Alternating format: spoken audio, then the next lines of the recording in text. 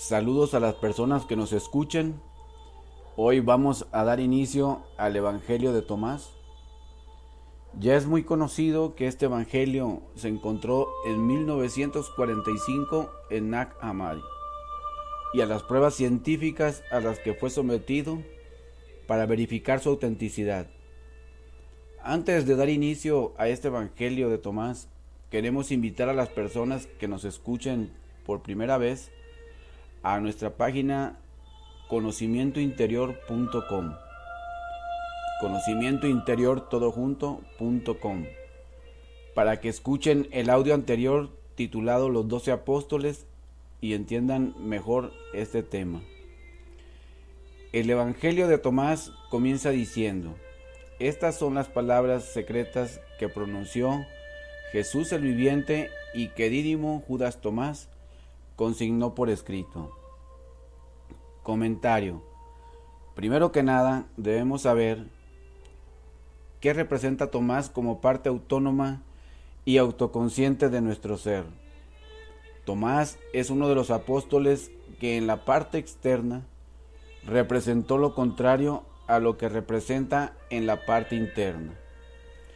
Los evangelios canónicos presentan a un Tomás que es la mente incrédula y escéptica, que duda. Mas Tomás, visto de otro enfoque, es el que no acepta nada que no venga directamente del Cristo íntimo. En el Evangelio de Juan, capítulo 11, versículo 16, se cita que Lázaro acaba de morir y los discípulos se resisten a la decisión de Jesús de volver a Judea, donde los judíos lo esperan para apedrearlo. Jesús está decidido, pero es Tomás quien dice la última palabra. Tomás dice: vamos también nosotros para que muramos por él.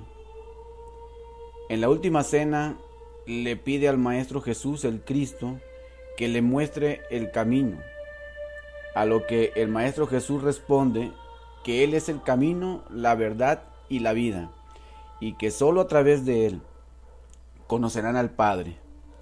Felipe pide al Maestro Jesús que les muestre el Padre. Jesús le dijo: ¿tanto tiempo hace que estoy con vosotros y no me has conocido, Felipe? Y el Maestro replica: el que me ha visto a mí, ha visto al Padre. ¿Cómo pues dices tú, muéstranos el Padre? Esto viene en Juan, capítulo 14, versículo 9. Aquí podemos ver cómo una mente que no ha sido iluminada por la luz del Cristo íntimo puede tener a su ser, es decir, al Padre y al Cristo dentro de él durante toda su vida, y no es capaz de verlo por el hecho de seguir metida en los dogmas muertos del pasado, y no ve al viviente que está en él. Cuando en los evangelios se cita la palabra Cristo viviente, se nos está señalando al Cristo que no es del dogma ni del paradigma del tiempo, sino al que está vivo dentro de nosotros, pues Él es la vida que palpita en nosotros y en todo lo que existe. Él está en el aquí y ahora. ¿Cómo puede ser posible que lo busquemos en el dogma del tiempo? Solo quien se alumbra con la luz del Cristo interior puede ver al Padre. Dentro de las enseñanzas gnósticas se nos dice que existen tres mentes, que son la sensorial, que se maneja por los sentidos sensoriales externos, la intermedia, donde están depositados los dogmas y las creencias, y la mente interior. Se le nombra así porque es la que se aparta de los sentidos externos y dirige su atención hacia adentro. Esta funciona solo con los datos aportados por el Cristo interior. Como podemos ver en el Evangelio de Juan, se hace referencia a la mente que se niega a quedarse quieta y en silencio para recibir la parte interna. Ella quiere seguir con sus pensamientos terrenos. Si somos un poco reflexivos, veremos que todos tenemos algo de ese Tomás escéptico y dogmático.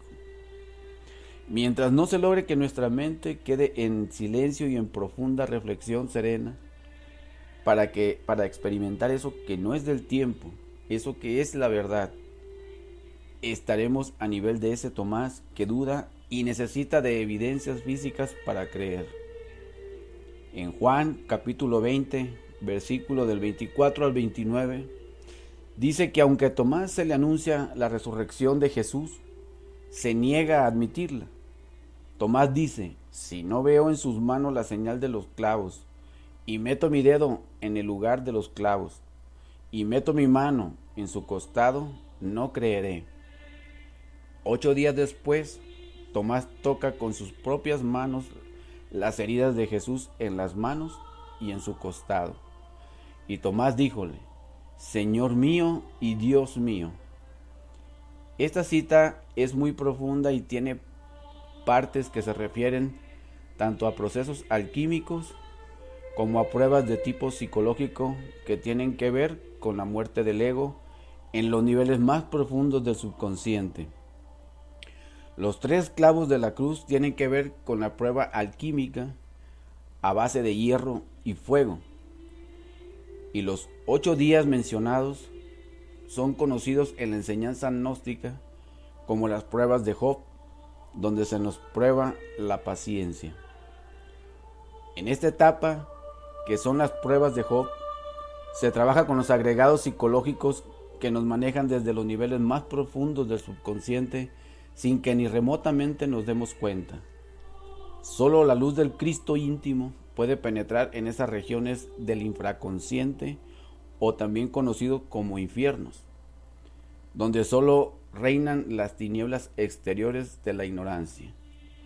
El psicólogo Carl Gustav Jung decía que hasta que lo inconsciente no se haga consciente, el subconsciente seguirá dirigiendo tu vida y tú le llamarás destino. Después de que Tomás ha comprobado por él mismo, exclama: Señor mío y Dios mío.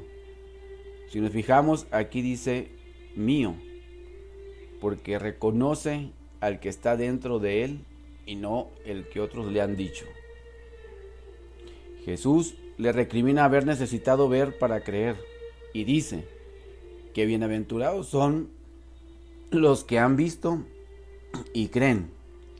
Y aquí no se refiere a la creencia de la fe ciega, sino a aquellos que lo intuyen en su corazón y tienen la certeza de que llegará el momento en que lo podrán ver. Pues primero tiene que conseguir la paciencia de Job, es decir, pasado 8 días y no antes. Hasta aquí nos hablan los evangelios canónicos de un Tomás con las características de escepticismo, mas en los evangelios gnósticos secretos o apócrifos, que es lo mismo, y en el libro del Pistis Sofía se nos presentará al Tomás interior con las características contrarias. Por eso es preciso señalar que Jesús mismo decía dar una enseñanza externa para el vulgo y otra en secreto reservada para los que tienen ojos para ver y oídos para escuchar. El hecho de tener ojos y oídos físicos no significa que sepamos ver y oír. Aprender a ver y a oír no es tan fácil como se cree. Resulta que cuando uno ve a una persona y nos habla, uno piensa que la está escuchando, cuando en realidad uno lo que está oyendo son nuestros propios conceptos de contenido, y en base a eso vemos y nos hacemos una idea de las personas y de las cosas. En la enseñanza gnóstica se nos dice que Tomás, en la parte interna, es cognición, comprensión e infinita paciencia. Es la autocrítica, el discernimiento quien verifica. La sensatez es comprensión en el sentido íntegro de la palabra. Cabe aclarar que cada parte del ser, aunque es autónoma, tiene dentro de ella partes y características de todas las partes del ser y viceversa. todas las otras partes del ser tienen parte de ella, ya que ellas funcionan en la unidad del Cristo íntimo, algo no muy fácil de percibir para la mente que no es íntegra, que no está unificada.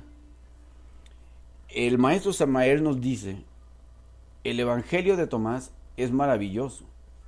Quien deposita la mente en las manos del Cristo íntimo y solo acepta al Cristo íntimo, marcha por el camino de la liberación final, y los demonios de la mente no podrán vencerle jamás. La mente de Tomás recibe exclusivamente las palabras del Cristo íntimo. Lo que Tomás sabe, lo ha recibido del Cristo íntimo. El extracto o sumo sintético de la doctrina de Tomás puede resumirse así: no dependas de ideas ajenas o de conceptos ajenos. Dentro de ti mismo está la real sabiduría. Tomás nos enseña a manejar las mentes y especialmente la intelectual. Nos dice que no debemos de aprender de conceptos ajenos, que debemos depender estrictamente de nuestro ser interior profundo y nada más. Mas el venerable maestro Samael hace esta aclaración. Es claro que eso se lo dice a los que ya pueden hacer esa gracia, a los que ya pueden depender de las distintas partes de su propio ser, y creo que no todos, casi ninguno de ustedes puede depender todavía por sí mismo de su propio ser. Sin embargo, antes de que eso suceda, se debe obedecer al gurú, el cual debe enseñar los 3 factores que revolucionan la conciencia. Hasta aquí las palabras del maestro Samael. De mi parte, he visto que muchos estudiantes de la gnosis se preguntan cuál será esa tercera de las 7 joyas del dragón amarillo que dijo el maestro Samael que solo entregaría a quienes despierten la conciencia y vivan la revolución integral. Pues diremos que es esta, la del Buda Maitreya, la del Buda iluminado por el Cristo, el cual siente con la cabeza y piensa con el corazón. La técnica del Mo Chao, reflexión serena, es la que nos ayuda y nos prepara para que esa tercera joya se nos deposite en el corazón por esa fuerza guerrera como trofeo de lucha. Si no existe una integridad o alma y una conciencia despierta, atenta a percibir, por lo tanto no existe una flor de loto abierta para recibir una joya de la sabiduría. Pues ¿dónde más se le podría depositar? Salirse de los sistemas para despertar la conciencia, vivir la revolución integral o ser íntegro para solo depender de nuestro ser interior. Esa es la tercer joya del dragón amarillo, lo que nos indica que tal joya no se puede entregar por nada ni por nadie en lo externo. Ese es el regalo de un ser para otro ser, una enseñanza de dioses para dioses. Por último, analicemos tanto la palabra Tomás como la palabra Dídimo, que quiere decir gemelo. Tomás, como mente interior, es la que puede reconocer al gemelo de Jesús el Cristo. Quedarse solo con el recuerdo de la obra que realizó Jesús el Cristo en lo externo, sin actualizar esa obra dentro de nosotros mismos con la ayuda de nuestro Cristo interior, es gravitar en la mente del Tomás que duda y necesita ver con los ojos físicos. Por eso vemos tantas polémicas en torno a la vida del venerable Maestro Jesús el Cristo. Mientras unos investigadores dicen que existió, otros dicen que fue inventado. El estudiante gnóstico no depende ni le sirve ninguno de esos dos conceptos, porque su búsqueda es interna. Aparte de que la enseñanza gnóstica tiene sus propios métodos de investigación para darse cuenta por experiencia directa de tales acontecimientos. Bien, hasta aquí este tema. Les agradecemos su atención. Posteriormente seguiremos con los dichos de Jesús. También queremos agradecerles a las personas que nos han hecho el favor de compartir nuestros temas e invitarlos a que sigan compartiendo, teniendo en cuenta que su ser interno se los agradecerá, porque en la medida que ayudemos a incentivar a que nuestros semejantes se acerquen a su ser, en esa misma medida también seremos ayudados, puesto que todos somos uno en Cristo. Que la luz del Cristo nos proteja, nos ilumine y nos guíe. Y hasta el próximo tema.